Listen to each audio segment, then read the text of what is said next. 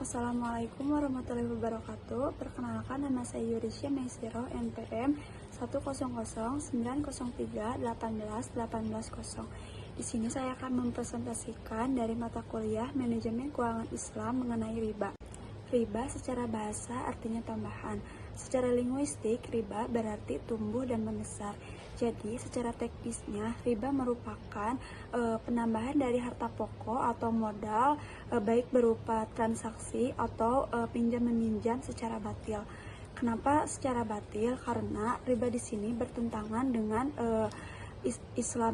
Karena di dalam Al-Quran sendiri ada larangan mengenai riba, yaitu terdapat dalam surat Al-Imran ayat 139, yang artinya, hai orang-orang yang beriman, janganlah kamu memakan riba dan melipat gandakan, dan kamu bertakwalah kepada Allah, sesungguhnya jika kamu bertakwa akan mendapat keuntungan. Dalam kerangka munasabat, maka riba dalam Al-Quran menunjukkan karakter sebagai berikut. Yang pertama, riba merupakan sifat dari persetanan. Kenapa sifat persetanan? Karena di dalam riba sendiri orangnya tidak dapat menentukan mana hal yang baik dan mana hal yang buruk. Seperti riba. Riba kan jelas-jelas dilarang dalam agama Islam, tetapi orang tersebut tetap melakukan hal tersebut. Yang kedua, riba merupakan transaksi utang piutang yang di dalamnya terdapat melipat gandakan hal tersebut. Yang ketiga, ada dari sikap Al-Quran yang selalu menghadapkan riba dengan sedekah, zakat, atau infak. Maka diketahui bahwa riba mempunyai watak menjauhkan persaudaraan, bahkan memunculkan permusuhan. Riba sendiri dibagi menjadi dua. Yang pertama ada riba dalam transaksi jual beli.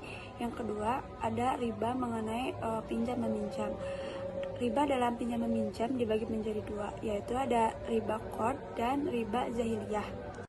Riba qard adalah suatu manfaat atau tingkat kelebihan tertentu yang diisyaratkan terhadap yang berhutang.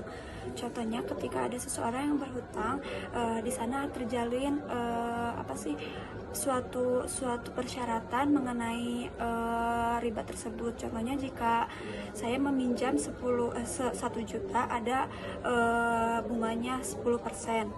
Terus di sini ada riba jahiliyah. Riba jahiliyah sendiri merupakan riba yang dibayar lebih dari pokoknya karena si peminjam tidak mampu untuk membayar hutang pada waktu yang telah ditentukan. Contohnya, ketika saya meminjam 1 juta, tapi saya tidak dapat mengembalikan hutang tersebut pada tanggal yang telah disepakati, maka hutang saya menjadi 2 juta atau 3 juta. Itu yang disebut dengan riba jahiliyah. Lalu ada riba dalam jual beli. Riba dalam jual beli dibagi menjadi dua, ada riba qard dan riba nasi'ah. Secara bahasa, riba qard merupakan tambahan atau kelebihan, di mana riba qard di sini adalah tambahan kuantitas yang terjadi pada pertukaran antar barang-barang ribawi yang sejenisnya. Lalu kedua ada riba nasi'ah. Riba nasi'ah merupakan riba yang terjadi karena adanya penundaan. Selanjutnya saya akan menjelaskan mengenai bunga bank yang ada sangkut pautnya dengan riba.